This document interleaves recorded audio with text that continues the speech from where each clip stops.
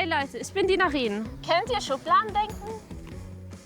Ich bin jung, ich bin weiblich, ich habe einen Migrationshintergrund und ich bin blind. Ihr glaubt nicht, was mir da schon alles passiert ist. Ich bin die Narin, bin 21 Jahre alt und komme ursprünglich aus Syrien. Vor 6 Jahren bin ich erblindet, weil ich eine genetische Erkrankung habe in meiner Netzhaut. Ich bin Nadine und ich habe vor einem Jahr den Verein zur Förderung von Mobilität und Vielfalt e.V. gegründet.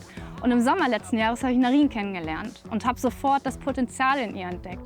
Deswegen möchten wir mehrere Lehrvideos drehen, um euch zu zeigen, was es für Schwierigkeiten gibt, aber wie man die auch bewältigen kann und dass man nicht aufgibt, egal was passiert. Wir wollen anderen jungen Menschen Mut machen und ihnen zeigen, dass sie ihre Chancen nutzen können, nutzen sollten. Da ich das absolut unterstütze und auch gerne Schirmherr dieser Aktion geworden bin, rufe ich alle dazu auf, dabei mitzumachen. Deshalb folgt uns und schaut ihr die folgenden Videos von uns an, weil dann seht ihr, was alles möglich ist.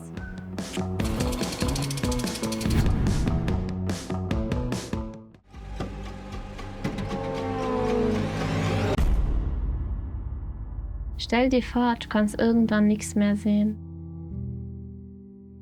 Hallo Leute, ich bin die Narin. Ich bin 21 Jahre alt und bin blind. Aber das war ich nicht immer schon. Ich bin vor 6 Jahren erblindet durch eine genetische Erkrankung, die sich Retinitis pigmentosa nennt. Mir als Kind ist das gar nicht aufgefallen. Aber meine Eltern haben gemerkt, dass ich nicht mehr richtig ausmalen kann. Und die Lehrer haben meinen Eltern gesagt, dass ich die Tafel nicht mehr von der 3. und 4. Reihe erkenne. Zu dem Zeitpunkt wussten wir noch nicht, dass Narin erblinden würde. Wir hatten keine Ahnung, wie es ihren Augen geht. Nach vielen Arztbesuchen in Aleppo und Damaskus haben wir erfahren, dass ihre Augen sehr schlecht sind und sie eine Krankheit hat. Die Ärzte in Damaskus haben uns gesagt, dass die Heilung dieser Krankheit sehr schwer ist. Ich habe einen Bruder, der ist 2,5 Jahre jünger als ich. Bei ihm läuft die Erkrankung aber ein bisschen anders. Wenn dir ein Sinn genommen wird, dann fühlst du dich auf jeden Fall erstmal wie etwas wie so ein Außenseiter. Ich muss ja sagen, ich sehe ja auch noch ziemlich gut erstmals. Ich hatte auch ehrlich gesagt ja Narin schon so ein bisschen immer vor mir und deshalb konnte ich immer sehen, ja, man kann alles schaffen, wenn man will. Anfangs hatte ich große Angst vor Schwarz gehabt. Doch die Blindheit ist nur ein Teil von mir, aber das bin nicht ich. Mein Leben kann ich auch ohne mein Augenlicht genießen. Dafür habe ich ganz andere Sachen, womit ich das Leben ganz anders wahrnehmen kann und spüren kann. In meinem Kopf habe ich eine bunte Welt.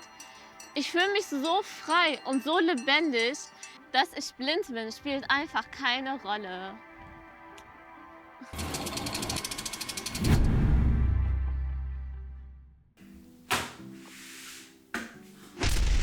Es wird immer behauptet, dass die Jugend sich für nichts einsetzen würde und sich für nichts interessieren würde. Dann habe ich mir schon die Zeit in den Schulferien genommen, um zu schauen, ob ein Beruf für mich interessant wäre, um ein Praktikum zu machen. Und dann wurde mir ständig die Türen vor der Nase zugeklatscht. Ich habe mich auch nicht für Stellen beworben, die für mich wirklich unrealistisch wären, wie zum Beispiel Pilotin oder U-Boot-Fahrerin oder Taxifahrerin. Irgendwann war ich viel zu genervt und hatte keine Lust mehr gehabt, mir das gefallen zu lassen. Und dann habe ich angefangen nachzuhaken, warum ich ständig abgelehnt wurde. Der eigentliche Grund meiner Ablehnung wurde mir gar nicht verraten, aber anscheinend habe ich mich gar nicht so dumm angestellt. Am Ende meines Praktikums wurde mir sogar eine Ausbildungsstelle angeboten. Es ist wichtig, sich für sich und für seine Ziele einzusetzen. Es ist überhaupt nicht schlimm, wenn du noch nicht weißt, was du die nächsten 40 Jahre beruflich machen möchtest. Geh raus, informier dich, mach Praktika und lern neue Menschen kennen, weil nur dadurch weißt du, ob dir dieser Job gefällt oder nicht. Ich weiß, ich kann das und ihr könnt das auch, also mach was.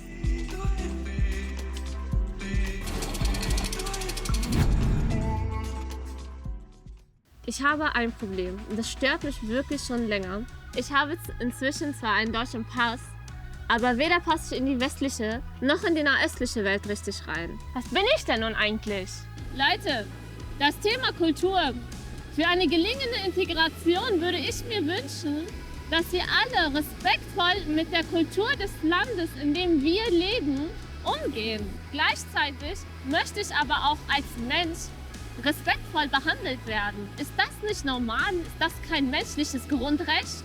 Identitätskrise, kennst du das? Ich bin weder syrisch noch deutsch, aber froh und dankbar, beide Möglichkeiten zu haben. Aber bin ich eigentlich nicht nur Narin? Oder wie seht ihr das? Ich passe in keine Schublade, die die Gesellschaft mir vorschreibt. Ich nutze meine Situation als Chance. Warum ist es schlimm, ein Ausländer zu sein?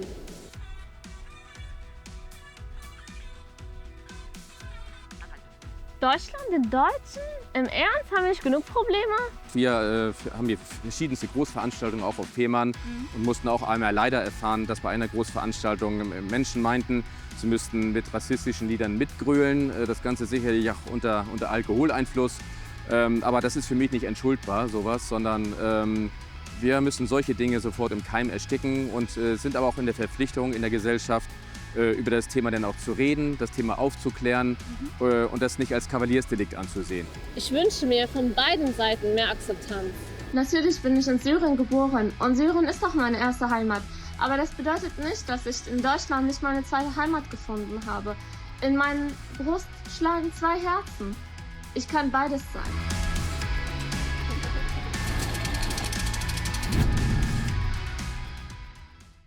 Guck mal, was ich alles kann.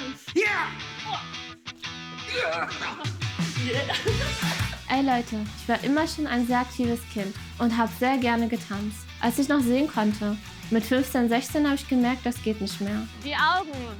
Checkst du? Plötzlich habe ich mich so unter Druck gefühlt und habe gespürt, wie genervt die anderen sind. Mal einen Schritt vergessen, aus der Choreografie raus, wusste einfach nicht mehr einzusteigen, weil ich die anderen einfach nicht mehr gesehen habe. Bin mit der Gruppe nicht mehr mitgekommen.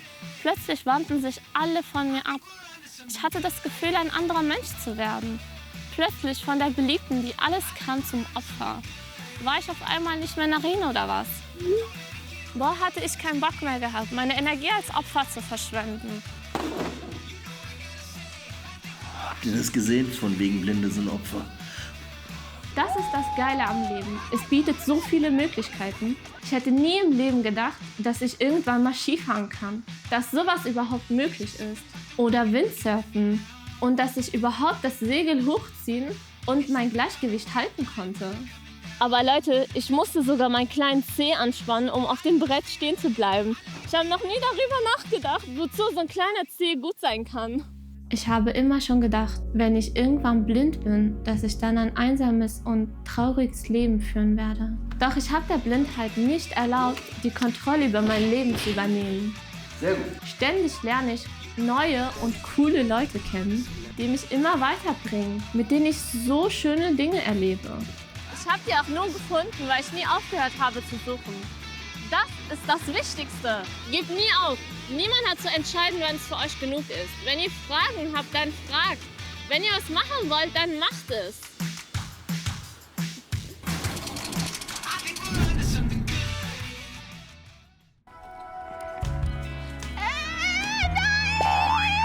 Was versteht ihr unter Hilfe? Gegenseitige Hilfe? Anderen helfen?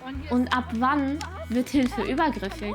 Das ist genau mein heutiges Thema. Versteht mich bitte nicht falsch. Ich bin sehr dankbar dafür, wenn Menschen ihre Hilfe anbieten. Ich fände es aber cool, wenn man vorher mehr miteinander reden könnte. Nie einfach machen, sondern immer fragen. Menschen, die eine körperliche Einschränkung haben, haben nicht unbedingt auch eine geistige Einschränkung. Ja, dann müssen Sie da lang, ne? Wo ist denn bitte da lang? Oh. Denk mal darüber nach, blind ist nicht gleich blöd. Ich gehe also an einer Straße entlang. Zufällig bin ich bei einer Ampel stehen geblieben, aber ich wusste gar nicht, dass da eine ist. Plötzlich sagt eine Frau neben mir, ist grün, nimmt meinen Arm und zieht mich hinter sich her über die Straße. Können Sie bitte aufhören, mich anzufassen? Daraufhin lässt die Frau mich einfach mitten auf der Verkehrsinsel stehen. Nett gemeint, aber ich wollte gar nicht über die Straße. Zu viel Hilfe ist für einen Betroffenen auch nicht immer das Beste. Jeder möchte doch so selbstständig wie möglich sein. Und gerade wenn man ein Handicap hat, ist dies doppelt wichtig. Gibt uns die Zeit, die wir brauchen. Hat ja auch was mit Respekt und mit Menschenwürde zu tun. Wenn es am Ende klappt, dann ist doch für alle mega schön. Hilfe anbieten ist immer gut. Aber man muss auch auf eine Antwort warten. Die Zeit muss doch sein. Auch wenn ich den Mund voll habe.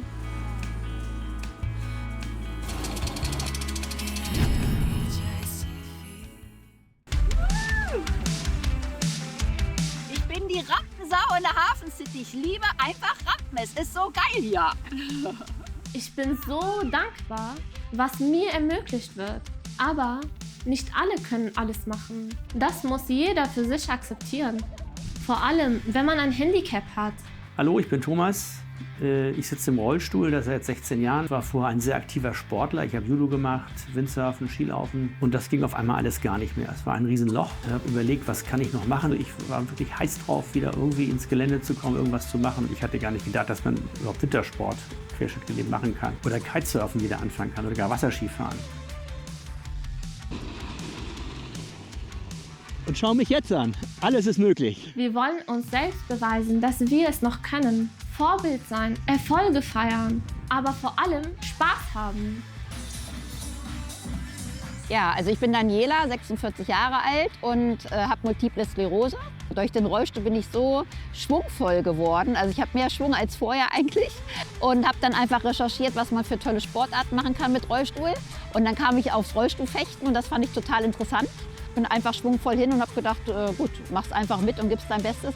Und dann bin ich deutsche Vizemeisterin geworden im Degen. Und das ist natürlich ein mega geiles Gefühl, ne? Wenn man dann so durchstartet und ja, so eine Sportart für sich entdeckt hat, die einem gut tut und wo man auch erfolgreich ist. Also es ist ganz toll. Es kann so einfach sein. Individualität ist etwas Schönes.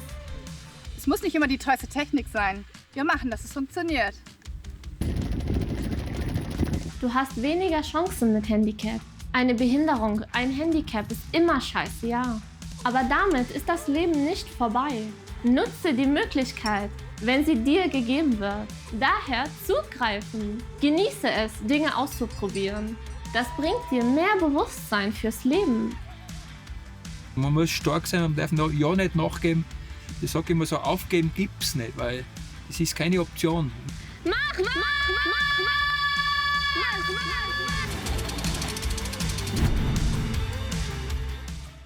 Ey Leute, mega geil. Vielen Dank, dass ihr bisher dran geblieben seid, unseren Account folgt und unsere Videos so fleißig geschaut habt.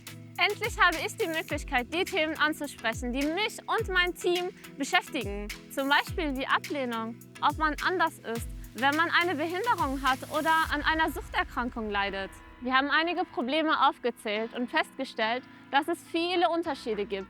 Aber was eint uns eigentlich? Jeder von uns ist besonders. Und das finde ich schön.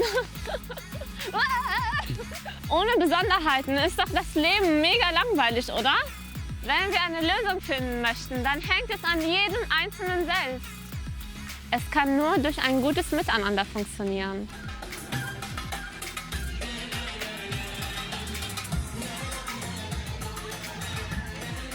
Jeder von uns kann ganz viel machen oder erreichen. Egal, ob man eine Behinderung hat oder wo man herkommt. Wenn wir eine Lösung haben wollen, dann müssen wir natürlich auch offen dafür sein, Kompromisse einzugehen. Es gibt nun mal kein Schwarz oder Weiß. Die Welt ist kunterbunt, auch wenn ich sie nicht sehen kann.